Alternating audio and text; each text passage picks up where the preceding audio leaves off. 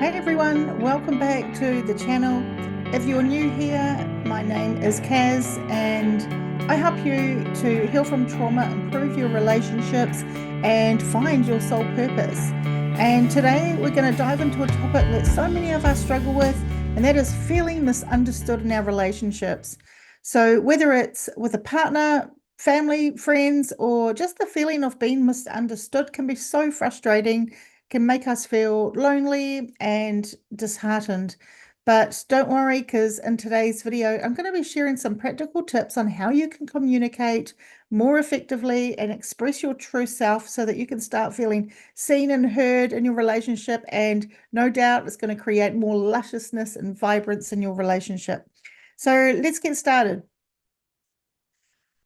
First of all, let's talk about why we feel misunderstood in the first place. So there's a couple of reasons why this happens. Sometimes it stems from past trauma. Unhealed emotional wounds can really make it hard to express ourselves clearly, and we may end up filtering our communication through fear, self-doubt, or anxiety, and that can lead to misinterpretations. The second thing is a lack of clarity. We often assume that others should just know how we feel or what we need, but that's really the case. We really need to be sure that we've expressed exactly what we want to say. The third thing is miscommunication. So different communication styles can make it difficult to connect. You might speak emotionally while the other person might speak more from a logical perspective or vice versa. The good news is we can learn how to break through these barriers. So let's get into some actionable tips here to really help you communicate more effectively. Tip 1, get clear on what you really are feeling, okay? Tip number 1 is clarity. Before you even start a conversation, just take a moment to ask yourself, hey, what am I truly feeling? Sometimes we're upset or frustrated, but we're not really clear on why. Are you hurt? Are you feeling rejected? Or maybe you feel neglected. So when we take the time to understand and label our emotions, it becomes a lot easier to communicate those feelings. Instead of saying, you never listen to me, you might say, look, I feel unheard when this happens. It's a subtle shift, but honestly, it makes a huge difference. Okay, tip number 2 is use I statements. You might have heard this a lot about using I statements instead of you. And this is one of the most powerful communication tools, because when you lead with, you always do this, or you never say this, it automatically puts the other person on the defensive. But when you use I statements, we shift the focus to our feelings without blaming the other person, right? So, for example, instead of saying, you're so distant, try saying, I feel disconnected when we don't spend time together. Or instead of saying, you don't care about what I'm saying, you could say, I feel unheard when you look at your phone during our conversations. So try using those statements. I feel disconnected when, or I feel unheard when. And the simple change can really help the other person understand how you feel without feeling attacked. Okay, tip number 3 is practice active listening. Now, communication is a two-way street, right? So tip number 3 is to practice active listening. Now, being misunderstood, it often goes both ways. And we want others to understand us, but we also need to make sure that we're truly listening to them. So when the other person is speaking, just focus on their words instead of planning your response. You could nod, maybe maintain eye contact. And if you're unsure what they mean, you could ask clarifying questions like, can you explain that a little bit more? Or, I just want to make sure that I understand. So you're feeling XYZ.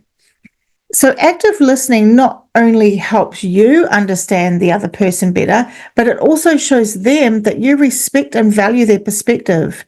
We tend to listen to others with a perspective that we've already decided that they're right or they're wrong, or we're right, they're wrong, right? So using active listening skills, we're listening to understand, and in doing so, you'll really enrich in your own experience as you learn a different perspective from others. Okay, let's move to tip number 4. Be vulnerable and honest. Another crucial step in feeling understood is being vulnerable and honest. And it can be really tough, especially if you've been hurt in the past and had previous relationships where your partner may have used your vulnerabilities against you, but hiding your true feelings or holding back only leads to more misunderstandings. If your relationship feels safe, by opening up, you create a space for deeper connection. So let the other person see the real you, your fears, your insecurities, your dreams, your hopes, your visions. And, for example, instead of saying, "Oh, I'm fine," right? We all do that. When you're not fine, try saying, "Oh, I'm really struggling with something and I'd really like to talk about it with you." So be vulnerable. It allows other people to truly understand what's going on inside, and it opens the door for more authentic conversations and closer connection. Tip number 5, be patient and practice. Lastly, be patient with yourself and others, changing the way you communicate. Oh my gosh, it takes time, and relationships can't be transformed overnight.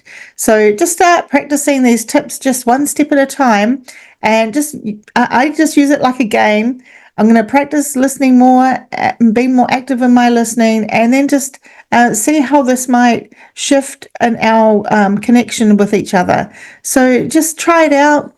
Practice these tips one at a time. You might still feel misunderstood at first, but the more consistent you are, the better, like with anything, the better your communication will become. And over time, you'll find that people begin to see and understand the real you, and they really enjoy connection with you because they feel also heard and understood.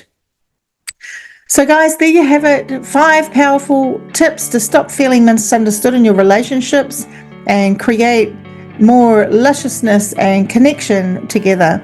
So remember, clarity, I statements, active listening, vulnerability, and patience. That was 4, but there's 5 are the keys to building deeper, more meaningful connections. So if you found this video helpful, give it a thumbs up, and don't forget to subscribe for more content on healing trauma, improving relationships, and aligning with your soul's purpose. Also, let me know in the comments what's one thing you've struggled with in communicating your true self. I'd love to hear from you. Thanks for watching, and I'll see you in the next video.